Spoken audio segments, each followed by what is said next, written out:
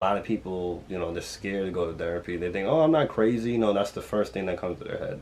I'm not crazy. I don't have no issues. It's like a lot of us have issues.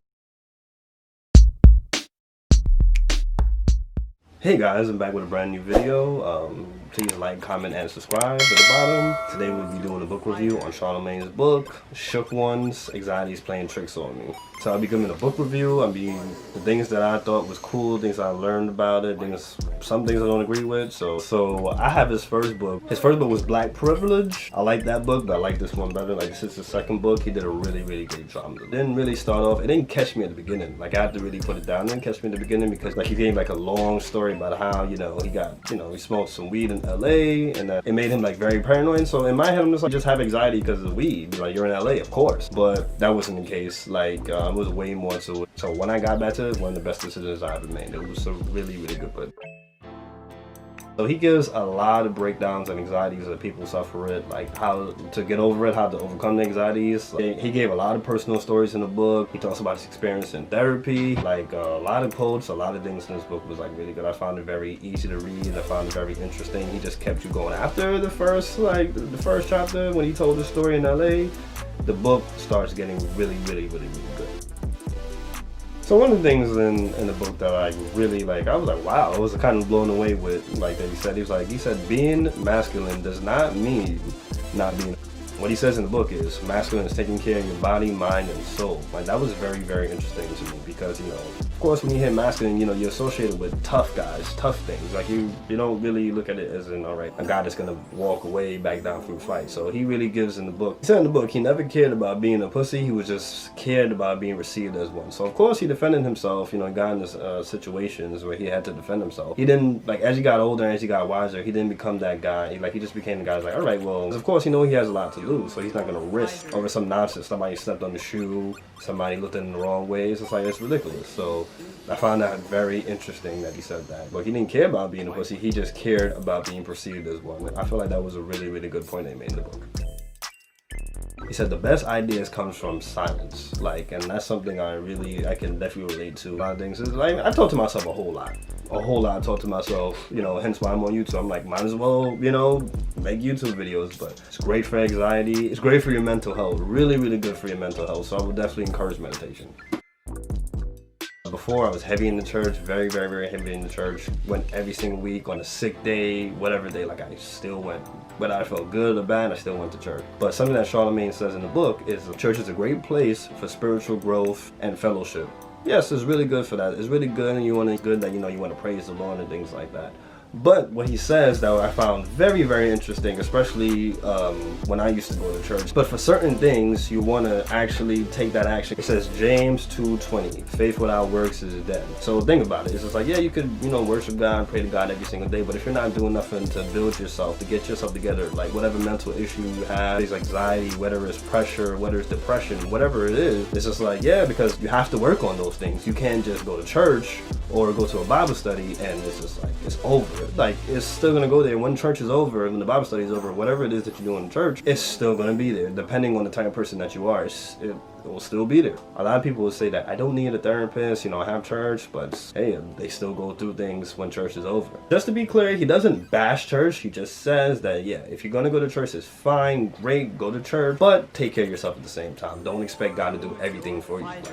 You still have to put in that work. You have to put in that time and energy on yourself. So church and therapy is two different things, but the basic principle is the same. You talk, they listen. They give you advice on experiences from the Bible, experiences that they have, and experiences that people have inside the church. A pastor will use references from scripture in the Bible. So a therapist will use from case studies that he's had in the past, from books that he's read. So that's what, a therapist, that's the big difference between a pastor and a therapist. A therapist can prescribe you medication, a pastor can't. So, like I said, he's not bashing church. He's just saying that if you're going to go to church, it's great. That's a great thing. Get a relationship with God, build your relationship, your fellowship, spiritual growth. But still take care of yourself outside of it. It doesn't have to necessarily be therapy, but still take care of yourself.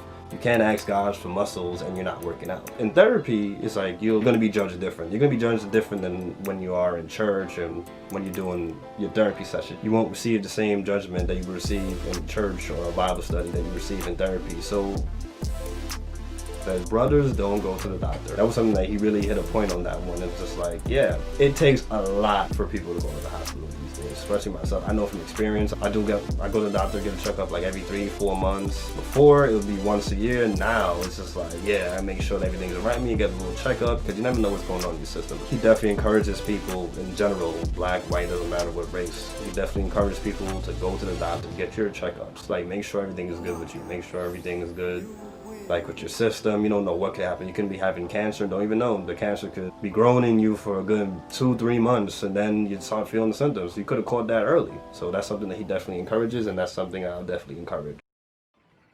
Therapy works for those who help themselves. So if you're going into therapy with whatever attitude, I don't give a damn attitude, it's just like, yeah, you're not going to get the help, get the healing or whatever it is they need if you're just going there just like, all right, I'm just going to go there just to go. It's like, you have to be able to do the work. The same thing I said about church earlier, you got to do the work. It's like, you're going to go to therapy, it's just like, yeah, you got to be open. You got to talk about your problems, be honest about your problems, because this is a stranger. This is not one of your friends, not a family member. This is a stranger. So he's not going to show you that judgment that a friend or a relative would do. He or she will give you that advice that you need, and you take it, you don't take it. It's up to you if you want to take it. So me, myself, I'll get to that in later videos. I've done therapy like over 1.5 years, and I currently did therapy a couple of months ago also. If you're silent about your pain, they will kill you and say that you enjoyed it. You're gonna say, all right, well, you never complained about it, you never told me nothing about it, so yeah, I did not know. So some people, they'll do it with the intention of hurting you. Some people do not know that they're hurting you. Like, I've been in a lot of situations where I stayed silent for a long time, and then all of a sudden I exploded. Like, I just went nuts on somebody, and it's just like, that's something that you want to avoid. Like, if you have a good relationship with somebody, you really care about that person, you want to be able to express yourself. If you feel, so I would definitely encourage everybody, if you feel like someone is doing something to you, anybody is doing something in this non-stop thing, if you really feel some way about it, speak up about it. Because, of course, back to the title, if you're silent about your pain, they will kill you and say that you enjoyed it. Financially, a lot of us cannot afford therapy. A lot of us can't. Yeah, some people could, some people can't. Some people, your job will pay for therapy for you. You have insurance that will cover therapy. You could get a copay.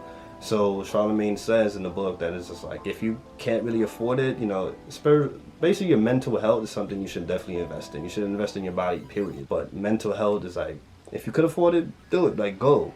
If you can't afford it, you know, you could save up some money for it. You could do 1 session a month. You could do 2 sessions a month. You know, there's a lot of people out there. There's a lot of therapists out there. Really, really good therapists that you can go to talk about your problems, whatever it is that you're going through. Definitely, you know, I would say that invest in your mental health. Invest in your body, period. But invest in that mental health. And that's something that he talks strongly about in this book. Forward one, you know, you look for cheap options. There's always cheaper options out there that you could look. You could go online. There's a lot of websites that he gives inside the book. Definitely check them out. You can make it work. We can make it happen. I made it work. I made it happen. You can do it too.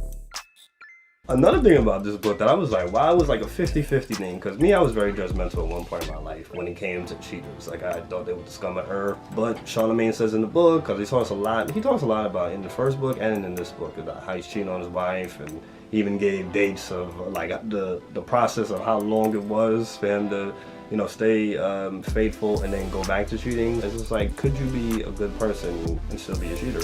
And that's something I definitely agree with. I know a lot of people that cheat. I know a lot of people that. It's either they've been cheating forever and still do to this day, or they just start cheating, whatever the case is. But I know a lot of cheaters, and they're really good people.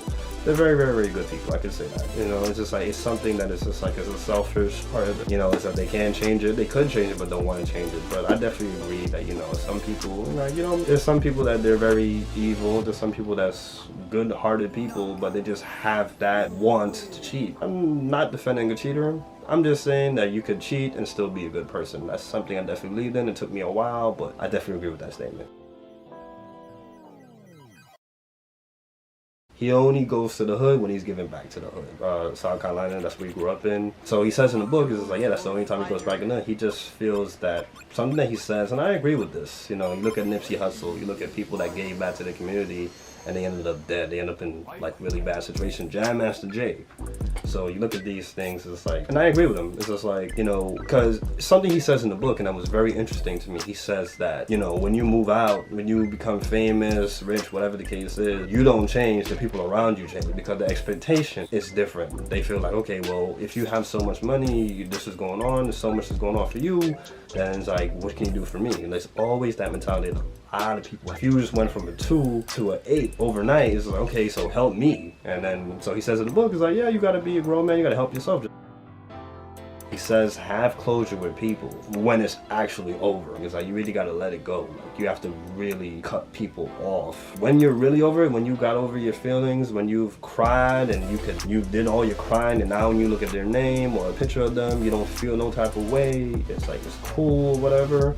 It's like, yeah, you could reach out. You don't have to reach out, but if you still feel like you need that closure, it's fine, but you just gotta make sure that you're good first before you talk to that person, before you get back in any type of contact with that person. Even if you're just trying to have one conversation and call it a day, still, it's like you really have to make sure that you're good before you get that closure. Understanding your past informs your present and ensures the future. Now, that was a really, really, really good quote. So what I got from that quote was like, you just have to definitely confront your past. You definitely have to understand where you came from. But when I say that, it's just like, know what your triggers are. Like, know what pisses you off, know what gets you. Like, know what really, causes you to tick. Like, that was really, really good. Like, repeat what we can't repair. Whether it's past childhood, issues that you've had in the past, whatever it is, bad breakups, like, understanding, try to understand it. Understand what caused the breakup. Like, was it me? Was it you? Was it the person? Understand. Always trying to learn things from your past. Like, whether they were good or bad, learn something from it. A lot of us struggle with that. A lot of us, we just point the finger at people and we just say, all right, you did this to me, whatever. But trying to understand, trying to get back to it, trying to really see, it's like, okay, what I could have did different, what I learned from the situation, what that person did, I will not accept again. That brings a lot of clarity when it comes to your future. So I would definitely say that. Try to understand your past. Like, that's something I'll definitely push and encourage to everybody, trying to understand it. Don't be a why her bitch. Be a how can I be that next bitch. Like, that was a great quote. A lot of people, they say, whether it's people that they like, don't like, they see people making moves. They see things happening, like receiving blessings, getting closer, like getting more money, famous, whatever the case is. And Charlamagne talks about a lot. It's just like, don't be that person that's hating on that person. Be that person that is just like, okay, well, I gotta be that next person. I gotta, like, they did that, yes, I gotta get to that. Don't be a hater. Like, basically that's what it says. Don't be a hater. Like, just let that encourage you. Let that be that fire. It's like, all right, well, he did it, so yes, I'm gonna do it. It could be, I'm gonna do it better, I'm gonna do it just as good. I say aim for better, but yeah, just be that person instead of being the person like, why him? Like, even if it could be the biggest scumbag in the entire world. Hey, they made it, they got what you wanted, they got something that you thought was cool. So hey, just be that person. It's like, all right, well, you know what? I'm gonna get that too. Or I'm gonna get something else, I'm gonna get something better. Drugs and alcohol will not make your pain go away. It will make you feel good for the moment, but when that high is done, like whether it's a buzz from liquor or getting high from weed, cocaine, whatever the case is, guess what? After the high is over, your problems are still there. So Charlamagne, of course, like, he encourages, like, just stay away from that. If you're going through a depression, whatever it is, it's a serious thing. It's just like, yeah, don't turn to drugs and alcohol. It's like, if that's something you do on a regular, that's one thing. But if you're making that, it's like, okay, I'm gonna do this to take the pain away. The pain is gonna be there because it's temporary. It's a temporary thing. Drugs and alcohol, that's a temporary relief. When that is done, you're going right back to the situation. So I'll definitely encourage that, yeah. Something you do on the regular is fine, but if that's something you're doing to get away from your problems, like, it's gonna be there right after. Okay guys, that's it for this book review. I hope you guys enjoyed it. Please like, comment, and subscribe. This is a really good book. Again, I give this book 8.5 out of 10. Charlamagne really goes in depth on this book. He did a really, really good job. I would definitely refer this book to anyone that's seeking therapy. Anybody that's trying to, this is a good self-help book. Anybody that's trying to build themselves and make themselves a better person, I'll definitely recommend this book. More book reviews will be coming. Tell me what you like. Leave in the comments. Tell me what you liked about this book. If you read this book before, tell me what you liked about it, what you didn't like about it.